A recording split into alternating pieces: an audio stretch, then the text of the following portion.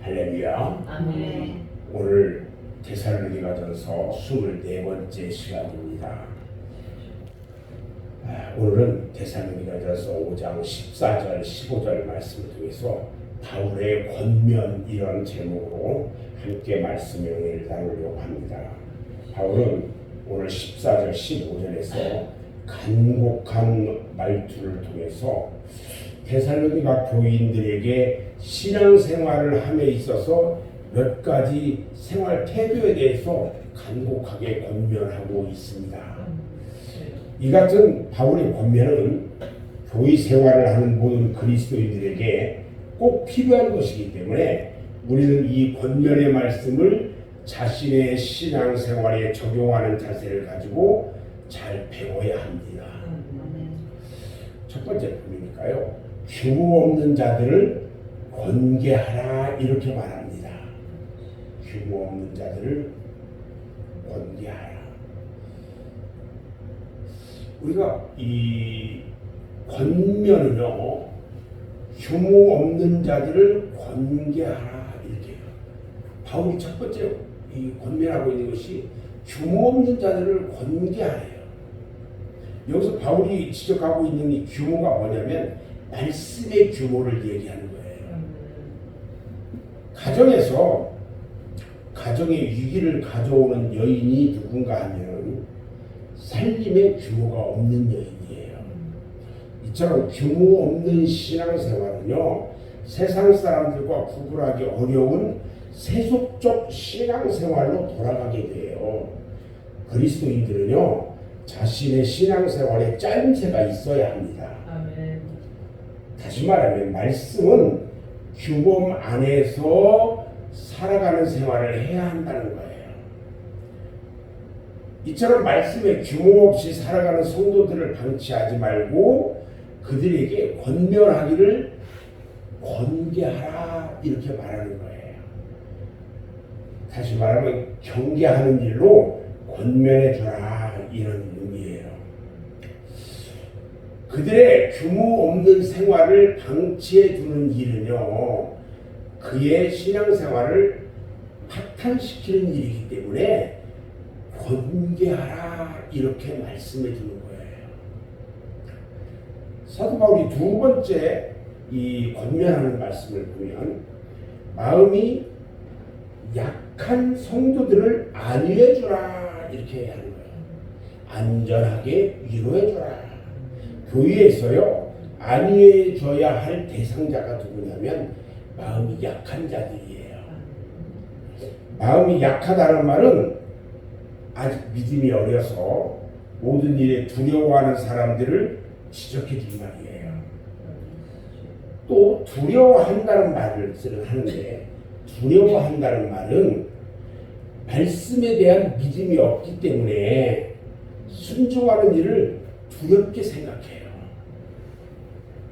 매사에 믿음의 결단을 내리지 못하고 방황하는 거예요.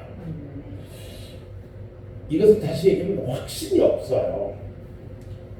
이들은 왜 그러냐?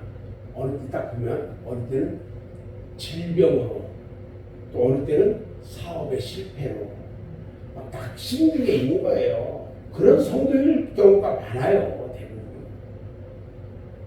그러다 보니까 이게 지금 하는 게 맞나 안 맞나 하면서 확신이 안 서는 거야. 바울이요, 이런 믿음의 식구들에 대해서 저들을 안전하게 위로해줘라, 편안하게 위로해줘라 이렇게 말한 거예요. 안위해주라는 말은요, 말씀으로 위로해주라는 뜻이기도 해요. 그들이 붙잡아주라는 거예요. 저들이 지금 몸이 수침해가지고 확신도 없고 믿음의 결단도 없고 막 이러다 보니까 누군가가 붙잡아줘야 돼, 말씀으로. 이들은 너무 이 사람들에게요, 몸도 아픈 사람들, 그리고 나이도 많고 사업보다 실패하고 이런 사람들에게 뭐 잘못된다고 책망하고 뭐 조금이라도 약속하게 얘기하고 조금이라도 마음 아프게 이야기하면은요 신앙적 용기를 잃어버려요. 그리고 더 큰 낙심 가운데 빠져버릴 수도 있어요. 목회하면서 제일 어려운 게 뭐냐면 저분이 잘못하는 거 알아. 아는데 그분에게 잘못한다고 이야기하기가 너무 어렵다는 거예요. 목회하면서 제가 상당히 좀 다혈질이거든요. 그리고 즉시 이야기해야 되는 그런 성격인데 목회하면서 그걸 내려놓는 거예요. 이야기하지 못해요. 내가 하고 싶은 얘기 다 하고요. 성도들 저기 하면요. 성도들 전부 다 상처받고 다 떠나가요. 교회에서요. 잘하셔야 돼요. 교회에서는요. 어떤 누가 있을지라도 상대방에게 단 조금이라도 상대방을 아프게 한다든지 하면은요, 이것은 돌이킬 수 없는 일이 벌어질 수도 있어요. 교회에서는요, 그런 일이 있다 할지라도 그래도 사람 가운데서 말을 하나 하더라도요, 상대방이 그냥 자연스럽게 받아들일 수 있는 그런 표현을 해야 돼요. 잘못한다고 툭 얘기하고 이런 것은 상대방이 내가 이야기할 때는 아무것도 아닌 것 같은데 상대방은 그거 아주 작은 것 때문에 상처받아요.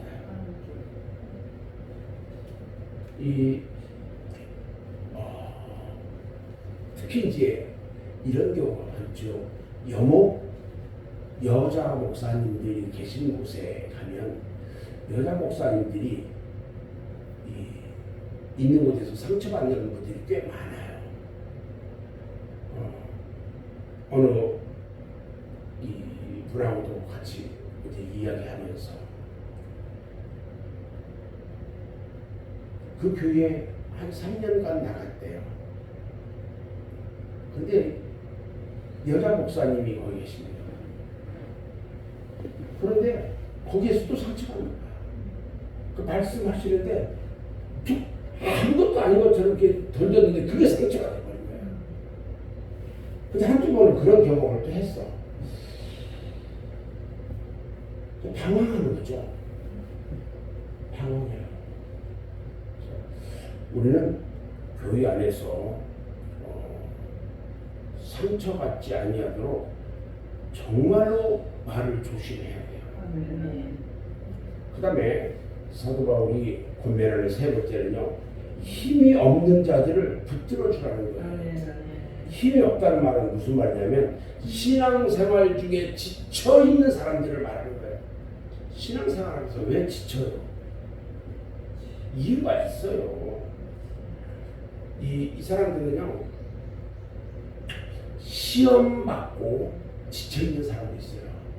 시험 받고 막 안 되는 거야. 너무 힘이 든 거예요. 하려고 해도 잘 안 되고. 또요, 어려운 환경 속에서 지쳐서 자포자기하는 상태. 그리고 신앙적 갈등 속에서 빠져 있어. 이런 사람들이요, 암만 잡아 끌고 이렇게 하려도 너무너무 힘든 거예요. 교회에서 이들을 붙잡아 주지 않는다면 이들은 넘어질 사람들이에요. 하나님은요, 우리의 넘어지는 것을 결코 용납하지 않아요. 그들을 다시 회생시킬 수 있는 방법이 뭐냐면요, 붙들어 줘야 하는 거예요. 붙들어 준다는 말은 여러 가지로 그들이 힘이 될 수 있는 방법을 모색하고 간구해야 하는 것입니다. 그 다음에 모든 사람들에 대해서 오래 참으라고 권면해요. 오래 참는 일은요, 기도에도 필요하지만 그리스도인들의 생활에도 필수적이에요. 그래서 인내하라는 말을 성경에는 참 많이 써요. 고린도전서 13장에 보면요, 사랑에 대해서 이야기를 하는데, 사랑은 어떤 게 사랑이냐? 성내지 아니하고 모든 것을 참으며 모든 것을 견디느니라 이렇게 말씀하고 있어요. 모든 사람에 대해서 오래 참으라는 말은 의미가 있는 말이에요. 다툴 만한 일에도 오래 참고 욕을 당해도 성내지 아니하고 인내로 화평을 이루어 나가야 합니다. 이런 인내는 사랑이 없이는 이루어낼 수 없기 때문에 사랑으로 화목해야 하는 거예요. 또 다섯 번째 권면은 어떤 것을 말씀하냐면 악으로 갚지 말라 이렇게 말해요. 율법은 이에는 이로, 눈에는 눈으로 이렇게 이 보복과 심판을 정당화시키기도 합니다. 이 같은 일은요, 악으로 갚는 일이 되는 거예요. 악으로 갚는 일은요, 악에게 지는 거예요. 악으로 갚으면 안 돼요. 악은요, 사탄의 무기거든요. 그리스도인이요, 사탄의 무기로 원수를 갚는다면 그 사람은 이미 사탄의 경기로 타락한 사람이 되는 거예요. 성경에서는 너희는 악을 그 모양이라도 버려라 이렇게 말씀하잖아요. 바울은 이런 일에 대해서 그리스도인들이 취할 태도를 우리에게 말씀해 주고 있어요. 오직 피차 대하든지 모든 사람을 대하든지 항상 선을 쫓으라고 말씀하시는 거예요. 피차 대하는 자 이거는요 1대1의 경우인데 모든 사람을 대하든지 어떤 누군가를 대하든지 많은 사람들과의 관계를 의미하는 거예요. 1대1로 어떤 사람들을 만나든지 1대1로 관계를 할 거다.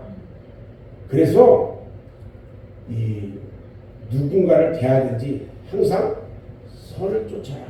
선을 쫓으라는 말은요, 상대방은 나에게 악으로 공격을 해요. 맞다 할지라도 나는 그 사람에게 선을 쫓아 행하라는 거예요. 아멘. 이게 주님의 마음이에요. 아멘. 악을 이길 수 있는 가장 훌륭한 경기가 뭐냐면요, 선이에요. 선. 바울이 로마서 12장 20절에 보면 내 원수가 줄이거든 먹이고 목마르거든 마시오라. 그러함으로 내가 숯불을 그 머리에 쌓아놓으리라. 악에게 지지 말고 선으로 악을 이기리라 그랬어요. 상대방은 나에게 악으로 대할지라도 나는 그에게 선으로 대하면요, 그것이 그리스도의 승리인 거예요.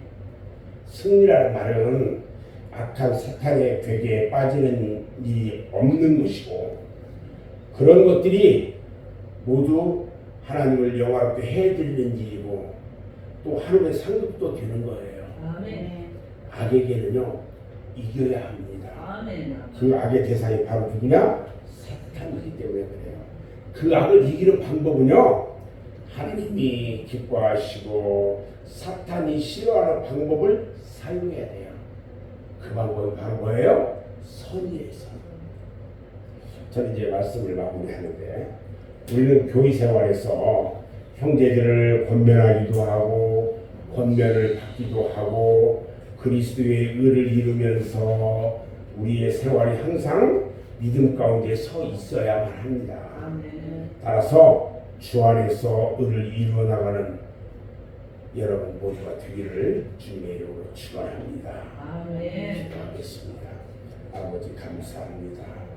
오늘 또 우리가 믿음의 자녀로서 주 안에서 어떻게 생활해야 하는지 하나하나 돌아봤습니다.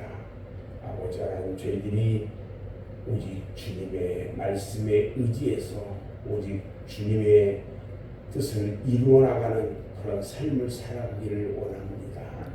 아버지 하나님, 주님께서 함께 하시며 인도하여 주옵소서. 아버지 하나님, 저희가